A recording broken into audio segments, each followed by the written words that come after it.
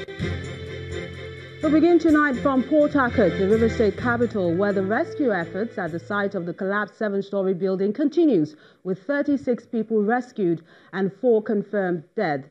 There are fears that many may still be buried under the rubble as a combined team of emergency workers, government officials and other concerned citizens step up efforts to save more people. Our correspondent, Emmanuel Ray, reports that some family members and friends of the victims could not control their emotions at the scene of the incident. A dark Friday evening in Port Harcourt, River State, as a 7-story building collapsed on this site, trapping dozens of people. Saved from death, this worker seeks rescue of his colleague. As operations continue over the night,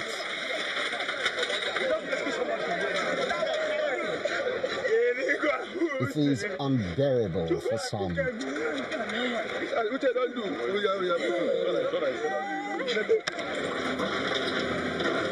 As daylight reveals the gravity of the disaster,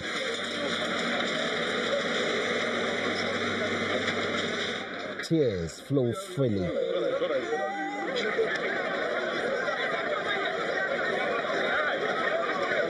It's a mix of pain, shock, and despair. So far, we are still here trying to see how many we can still rescue. As you can see, the tractors are out here and all the people with us, trying to see what they can do to remove these rubbles, to see if we can still get some of the victims who are trapped in this particular building. Some, however, grow impatient with the efforts of the rescue workers. Some of us here, we have not slept since yesterday. We have been here 24 hours waiting for our long vote to come out. Whether they are alive or they are dead, we want to see them. Then, after hours of spirited efforts, 4 more persons are rescued. Urgent medical attention is needed as more work is needed. The government authorities are optimistic. We are making sure that we have enough rescue teams on ground so that every single person will come out alive. That is our aim. And the River State government is not going to stop at anything until everyone comes out alive. It's a very, very sad, very unfortunate, very avoidable incident and very tragic. So far, we have rescued 36 persons. Out of the 36 persons, we've recorded 4 deaths. We understand that many have called to question the very integrity of the building. In the coming days, we believe we'll bring you details on that matter. Emmanuel Ere, reporting for Channels Television News. To security matters now, President Muhammadu Buhari has expressed deep shock over the killing of military personnel in Mitele village of Benue State by Boko Haram insurgents.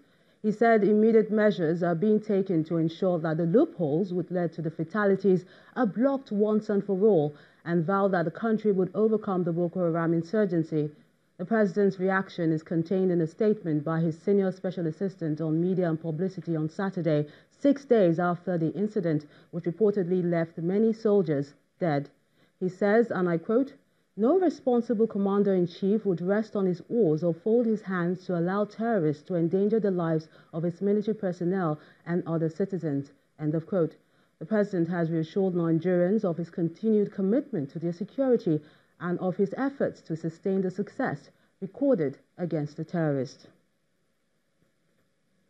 The president has also vowed that his government will resist plans by some people to attain political power by inciting hate and intolerance among citizens.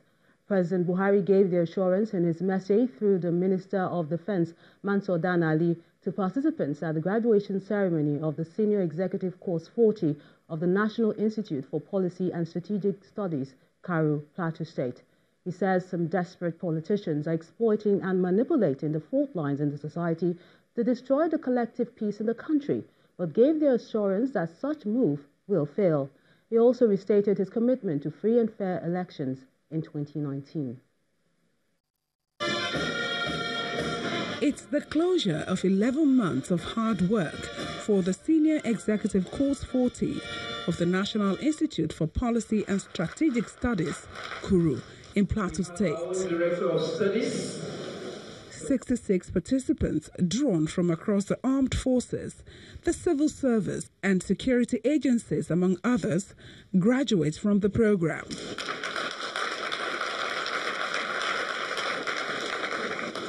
Among other activities, the participants have been researching on how to strengthen Nigeria's internal security framework. The Acting Director General of the NIPSS believes no nation can develop without a citadel responsible for policy formulation. Most importantly, Mr. President directed relevant government agencies to review recommendations of the report for implementation. No nation can develop its full potential without well thought out and clearly implemented policy framework on critical issues. Indeed, a nation is as strong as the foundation on which its policy fundamentals are laid. With the recommendations put forward by the participants, the Minister of Defense, who represented President Muhammadu Buhari, commends the efforts put into the process. Use the recommendation as well as implementation strategy which government intends to deploy in the defining external policy and strengthening internal security framework and community policy in Nigeria.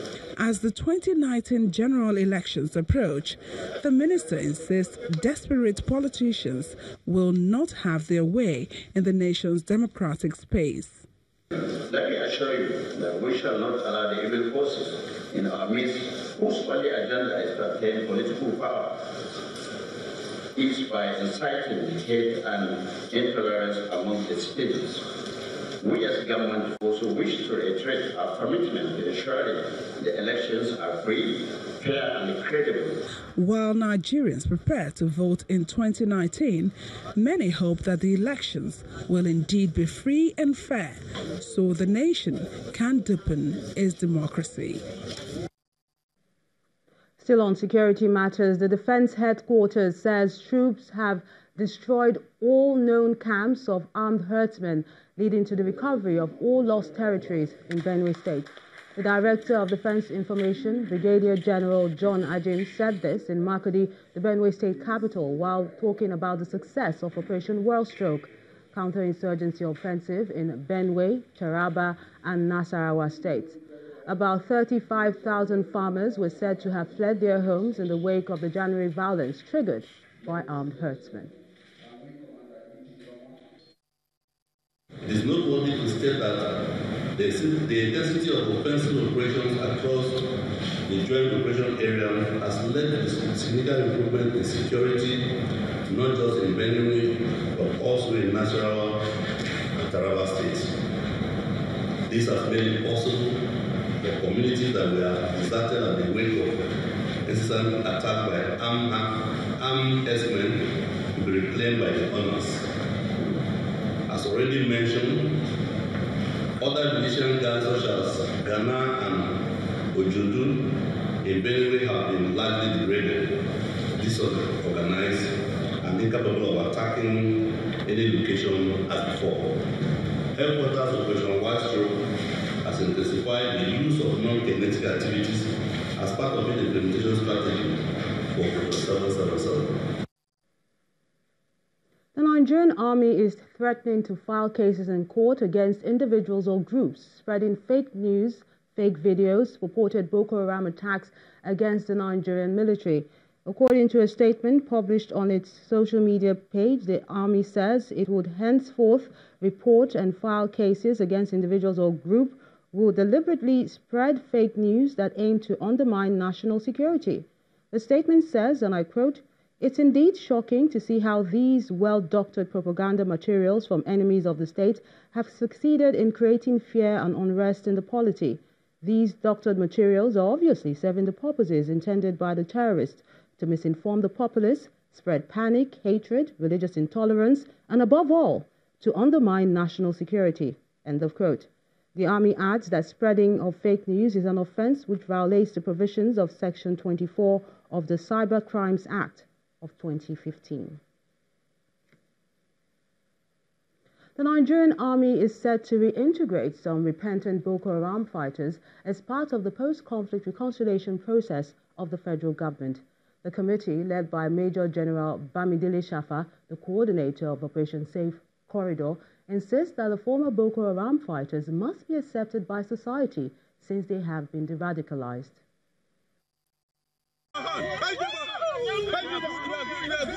Operation Safe Corridor is a creation of the federal government intended to provide a window of reintegration for Boko Haram members who are willing to drop their arms in allegiance to the state. The process is, however, proven to be much more complex than the federal government had envisaged, with the rejection of the first batch earlier sent home. We are calling on the government as a matter of urgency. It's very good what they will be doing because there is no war that can end with violence. We must embrace dialogue. But as a matter of urgency, let them calm down and cancel those who will accept the repentance. The rejection of the debriefed and rehabilitated former fighters is not only defeating the aim of Operation Safe Corridor, but is also a setback to the counter-terrorism war. I would like to pray for a very successful. Hence, the Safe Corridor Committee meeting traditional and religious leaders in communities across Adamawa, Borno, and Yobe State. Here, we are talking to traditional rulers, we are talking to religious leaders, we are talking to village heads to prepare their minds, to elicit from them commitment to accepting the boys when they are eventually released from Operation Safe Corridor. Group discussions have been convened, but there is still much to be done if the program is to succeed. We shall also encourage our people who are victims of insurgency, no matter how precious and hot they may be, to forgive and then to pick up their lives as brothers and sisters in peace. The traditional rulers are also committing themselves to the peace-building program, but not without giving specific conditions. Maybe they'll bring the Boko Haram and delegates here. We'll sit down and talk. But without hearing from the other party, honestly, it will not go well. So, but for the acceptance of this goal, yes, we're going to accept it. According to the locals, some of the de-radicalized fighters have appeared on the Nigerian Army's most wanted list, which is still being displayed in public places. However, 150 persons will be graduating from the de-radicalization camp for onward reintegration into their various communities. In part two, after the break, 34 suspected members of the proscribed indigenous people of Biafra, IPOB, arrested for allegedly attacking police personnel and killing an inspector in Inewi, Anambra State. Please stay with us.